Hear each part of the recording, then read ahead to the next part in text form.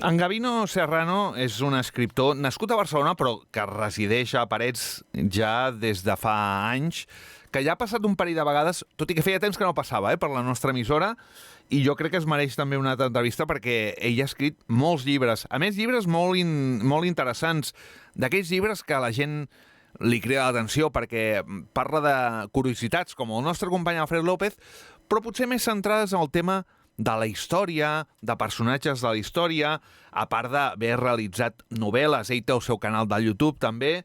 De tot això, de todo esto hablaremos con Gavino Serrano. En Gavino Serrano, aquí saludem. Gavino, ¿qué tal? ¿Cómo estás? Benvingut als estudis. ¿Qué tal, Gavino? ¿Cómo estás? ¿Sí? Buenos días, Carlos. Muchas gracias por la invitación. Estoy encantado de estar aquí con vosotros. Autor de un canal de YouTube que se llama La Mirada Indiscreta. Sí, señor. Eso es como un laboratorio de ideas en el que, bueno, tratamos muchas cosas que son, pues, como misterios, son biografías interesantes y son, pues, también sobre algunas cosas de la historia que podrían estar contadas de una manera que pruebas que van saliendo después posteriormente, pues, podrían contradecirlas, ¿no? Siempre te ha gustado esto, ¿no? Buscar las... Los tres pies al gato. Sí. Esto se comenta mucho aquí en Cataluña. Buscar tres peus al gato, es verdad. Sí, es verdad.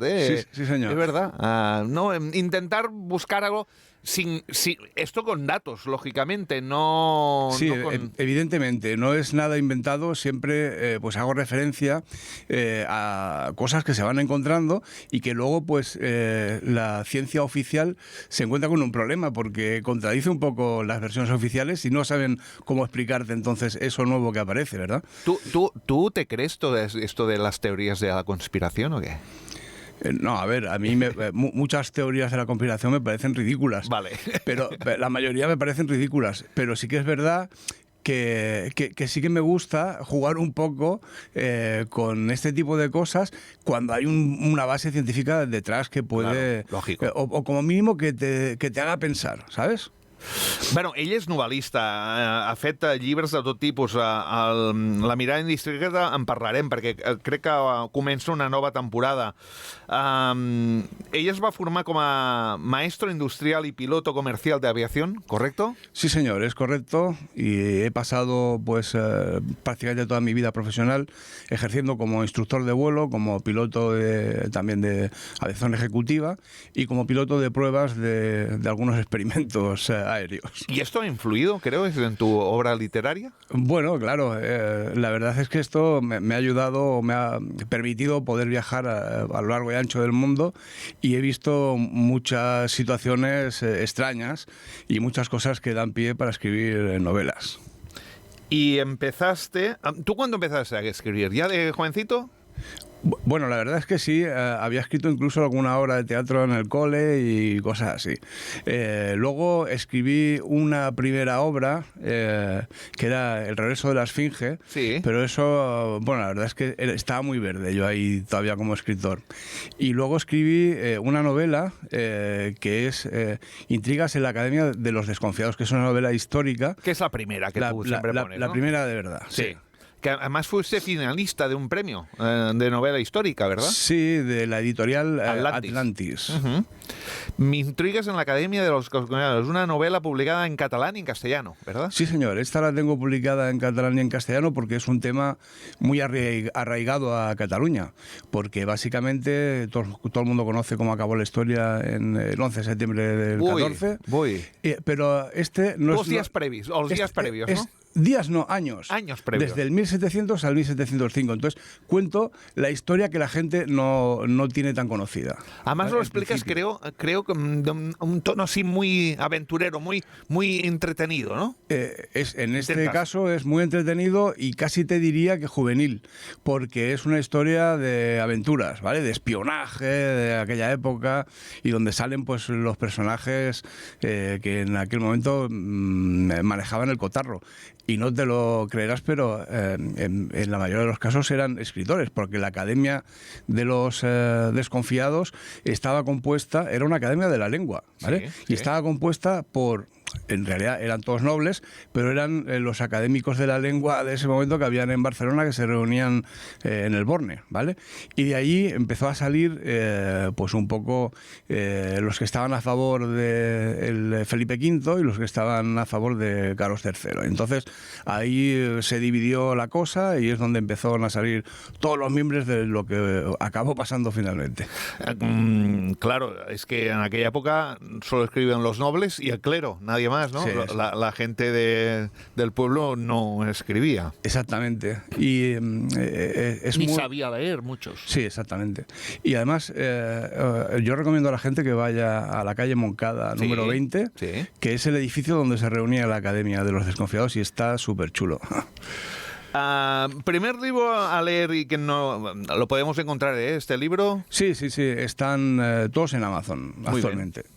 Bien. En el 2017 lanzas un libro que yo creo que igual lo has tenido que recuperar ahora, porque el impacto de la enfermera de Gaza, de Palestina a las garras del ISIS, bueno, estamos... Bueno, es un tema que ha estado de moda siempre y que Siempre. va a seguir estando, por mucho que ahora nos digan que han firmado una paz. En mi opinión, pues yo creo que es un lavado de imagen para continuar con lo mismo, y si no, el tiempo me da la razón. Esto continuará. Esto va a seguir porque el problema está enquistado. ¿De qué habla la enfermera de Gaza?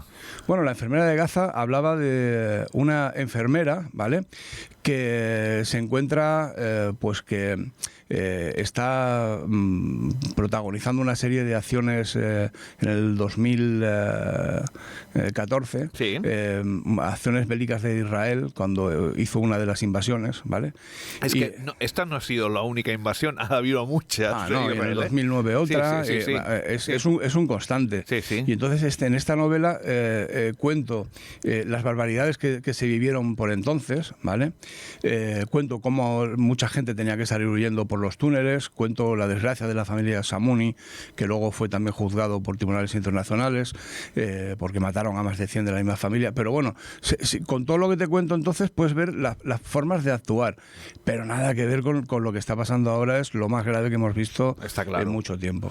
Porque después de Palestina, las garras del ISIS, que el ISIS eran los radicales. Sí, porque también cuento cuando ella sale huyendo, acaba allí, en el ISIS, y entonces se encuentra con otros marrones increíbles. Sí. Aquí, No, allí no. Cuando hablamos de Palestina no estamos dando la razón a Hamás, ni mucho menos, porque Hamás es un grupo terrorista, ¿no?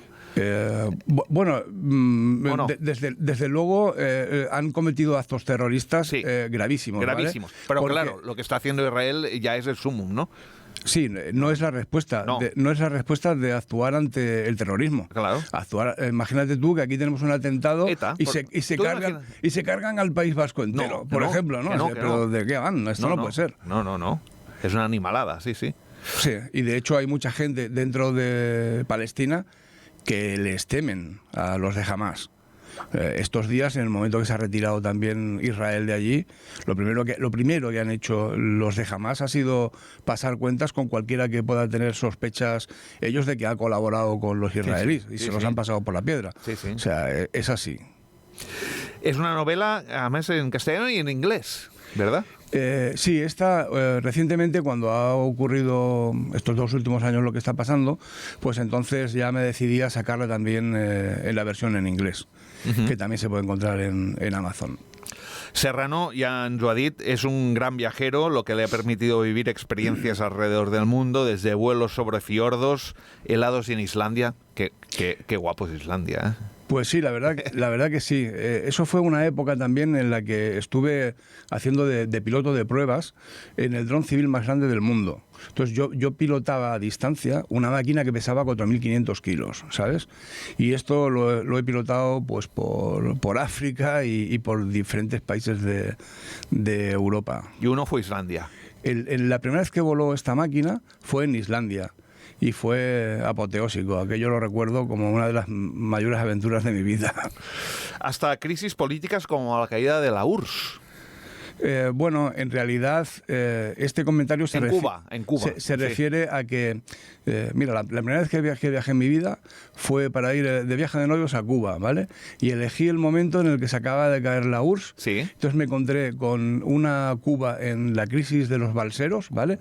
Buah, unas manifestaciones por la calle increíbles, hasta disparos, hubo muertos, y recuerdo incluso la gente en manifestaciones y llegar, y lo vi, a Fidel Castro en persona en un jeep para darles una charla y los calmó a todos. Bueno, también es verdad que en el jeep iban un cargamento de varas, no eran fusiles, pero eran varas, y un montón de jóvenes en edad militar se acercaron al jeep y empezaron a coger las varas por si había que usarlas. Pero con sus discursos épicos los calmó. Sí. Ahí en la calle se tiró una hora hablando y ahí fue cuando vi ese amor-odio que le tenían, ¿sabes? Que era algo raro. Era algo raro, ¿no? Sí. O los atentados de Oslo. Sí, dio la casualidad que me fui de viaje para recorrer con la familia, en este caso, los países nórdicos, que hicimos hasta el Cabo Norte y bajar, pero el día en el que aterrizamos fue el día en el que estaban ocurriendo los atentados y no sabíamos qué estaba pasando. Yo empecé a ver movimientos raros del ejército, de hecho estábamos... Fue aquel loco, ¿verdad? Sí. Aquel loco en una isla. En una isla que se lió allí a tiros. De extrema, era un nazi o un... sí, era uno de extrema derecha y creo que al Partido Socialista de allí de Noruega, pues eran jóvenes de la juventud del Partido Socialista. Que hacían como una plec en catalán, ¿no? Sería una reunión ahí. Y el tío pues se cargó a todos los que pudo. Y además puso bombas para que explotaran al mismo tiempo en la capital, en Oslo. Entonces me encontré con toda esa movida. Y los días posteriores, pues toda la gente poniendo flores con velas y tal. O sea, sí, lo viví bastante cerca, esa situación. Estem entrevistant a Gabino Serrano, que ell és autor, escriptor, membre de l'Associació d'Autors de Parets de Vallès, que ara eres, si no me equivoco... Soy el tesorero. Tesorero tú eres. Tú el que manegas los diners. Bueno, todavía no he visto nada. Pero... Pues vamos bien. No, pero bueno, en ese sentido sí que ha habido un cambio de junta con Alfred López y estáis estáis moviendo un poco la entidad, ¿no? Y intentar que salga más en los medios, ¿no? Bueno, si te digo la verdad es que tenemos al Alfred, que es un crack. Es un crack en esto, él solo ya lo mueve todo, así que sí. Yo, un honor que me eligiera también para echar una mano en esa junta. Además, los dos son muy curiosos, ¿no? Sí, la verdad. Cada uno a su manera. A su manera, lógicamente. Sí. El 2023 publicaste Tus Orígenes, un secreto ancestral, una novela de ciencia ficción que reflexiona sobre civilizaciones prehistóricas. Sí, la verdad es que he ido probando un poco en todos los ámbitos de la escritura y tampoco no me veía mucho haciendo ciencia ficción. Entonces, hasta que no llegas igual a la página 100, bueno, no, poco antes, no empiezas a ver por dónde viene la ciencia ficción, ¿vale? Pero sobre todo también es una novela de aventuras, que te lo pasas bien leyéndola, y que, bueno, la motivación que tuve para hacer esta novela era, por un lado, pensar... y también me viene del laboratorio de ideas que te digo que es la mirada indiscreta. Pues pensar, ¿es posible que existiese una civilización avanzada anterior a la nuestra?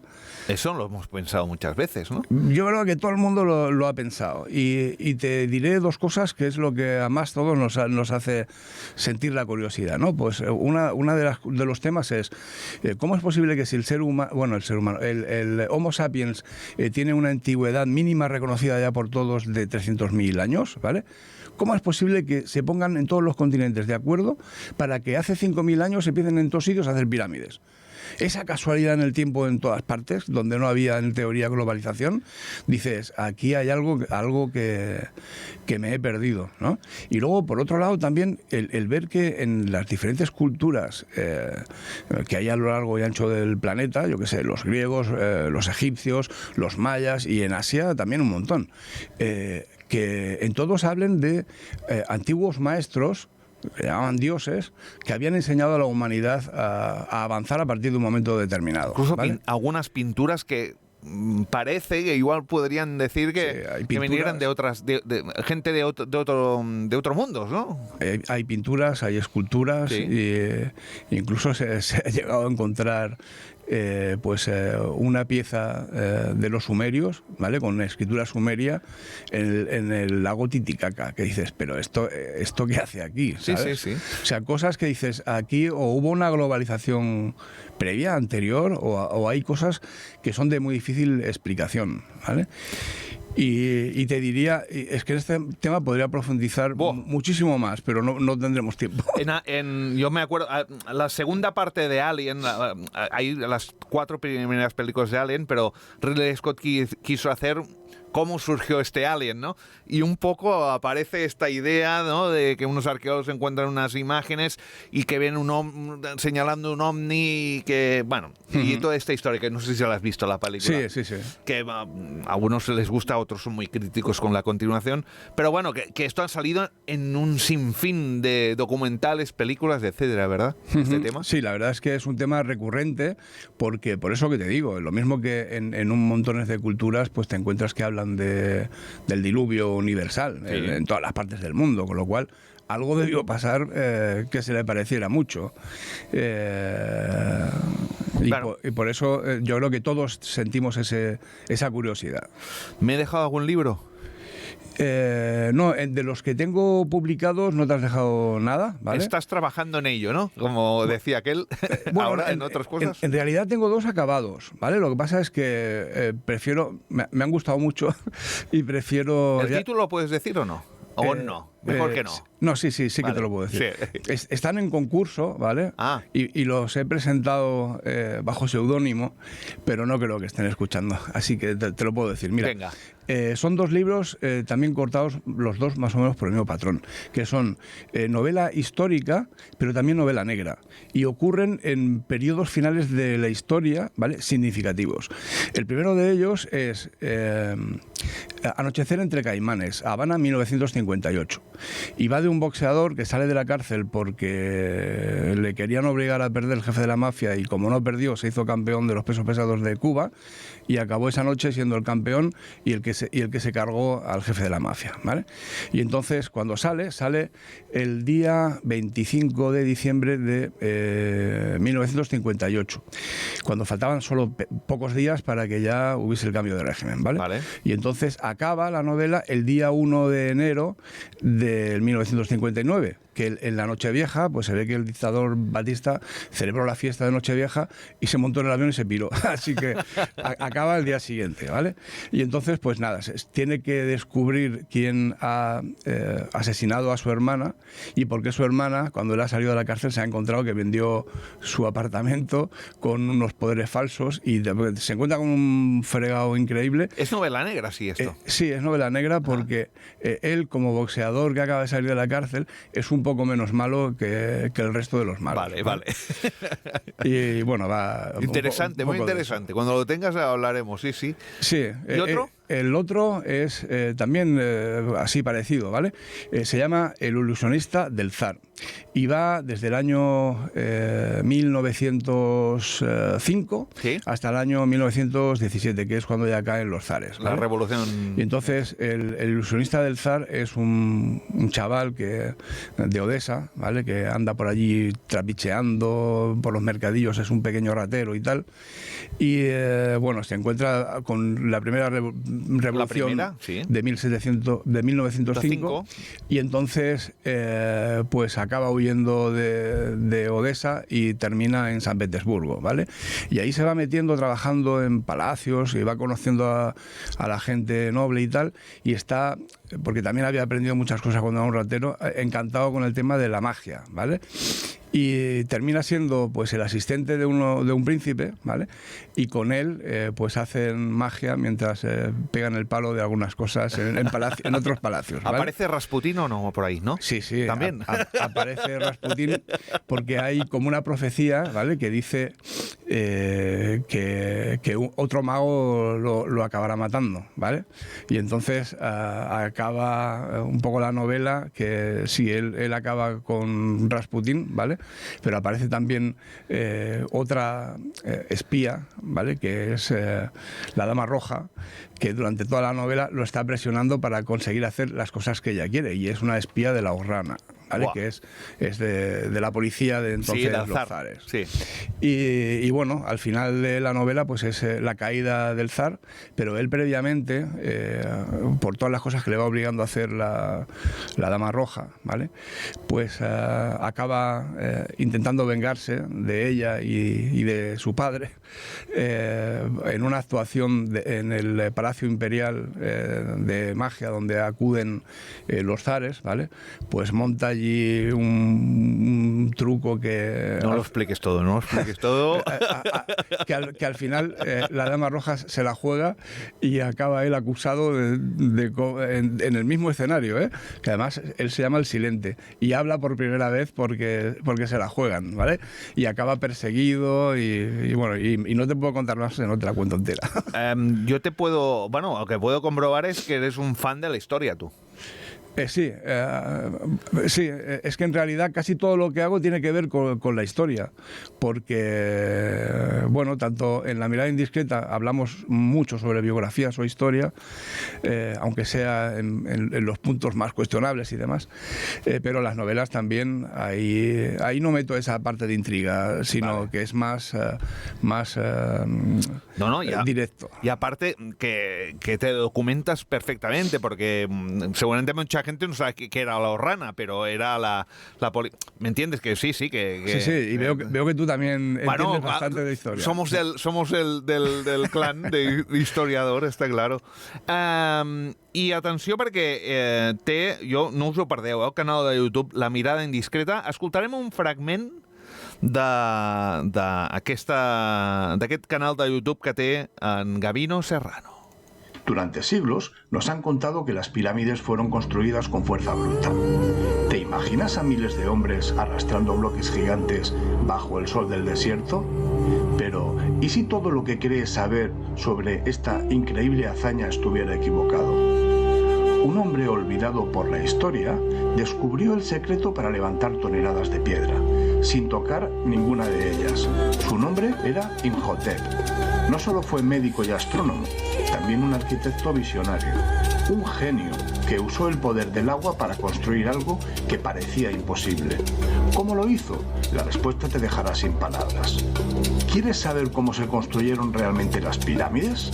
Descubre el secreto en La mirada indiscreta. Soy el escritor Gavino Serrano y te invito a un viaje que cambiará tu mirada.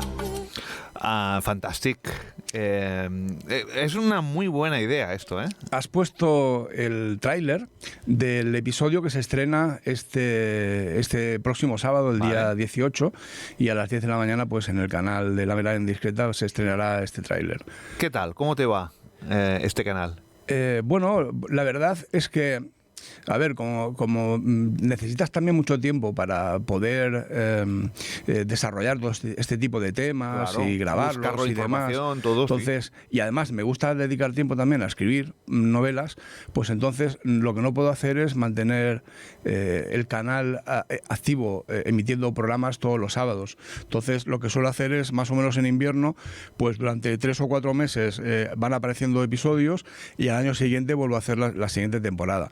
Porque a mí también el tipo de temas que toco ahí no son pues como el día a día, que hay muchos canales que hablan del día a día y el interés de esa grabación deja de tener interés al día siguiente, ¿vale? Los míos son todos vídeos que lo puedes escuchar ahora o dentro de 20 años y te van a gustar igual los episodios.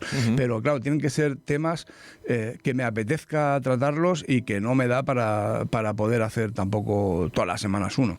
Entonces voy recopilando ideas a lo largo del año y luego pues sí que saco 3 o 4 meses seguidos. El primero sobre las pirámides de Egipto y Imhotep. Sí, esto te cuento, es una cosa curiosa. De hecho, fue uno de los episodios que me dio ganas de arrancar esta tercera temporada, ¿vale? Por eso es el primero.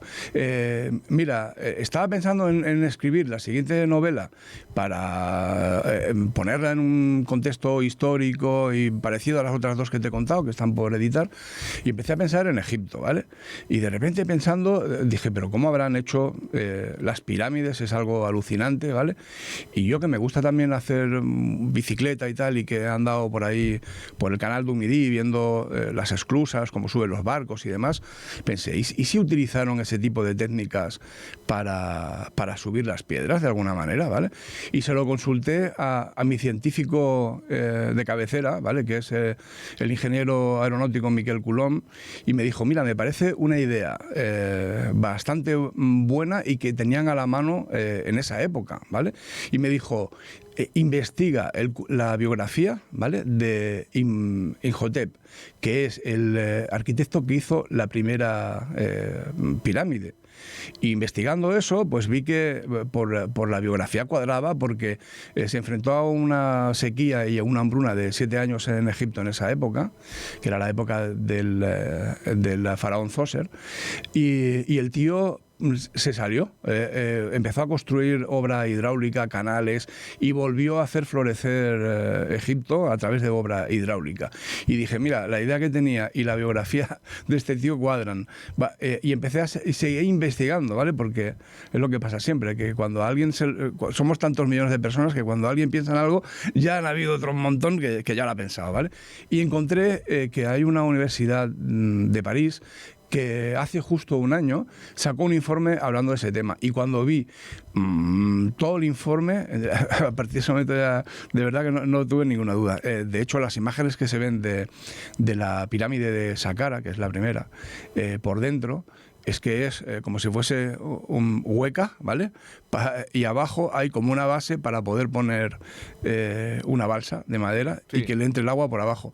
Y por debajo de ese nivel hay canales que vienen desde fuera. O sea, es que es esa idea, ¿sabes? Es la idea, sí, sí. Y cuando ves los planos que han sacado de la pirámide la Universidad de París y tal, pues, a ver, la verdad es que a mí en esa primera pirámide no me quedan muchas dudas de que la debieron hacer así. Iban pues haciendo la pirámide más grande y iban haciendo el cuerpo ese central, colocando los bloques. Iba subiendo poco a poco, sí, sí. Y yo creo que lo hicieron así. Ahora, si hicieron las demás así, difícilmente, si una la hacen así, luego hacen otras más grandes sin utilizar esa técnica tan fantástica, ¿vale? Y el tema de Imhotep es que, al margen de esto de las pirámides, es que es el Leonardo da Vinci de la época, pero incluso Leonardo da Vinci diseñó muchas cosas que no llegó a construir. Este las lleva a cabo. Este fue el primero que hizo un papiro con 40 enfermedades, que el tío no utilizaba, como vemos ahí, los chamanes, la magia, no. Este estudiaba las causas y daba la fórmula para acabar con esas enfermedades. O sea, se puede considerar que es el que hizo por primera vez medicina de verdad. Imhotep, lo colgarás este fin de semana, ¿verdad? El sábado, ¿ya? Sí. Y bueno, de hecho, para encontrarte es fácil, porque poner YouTube a la mirada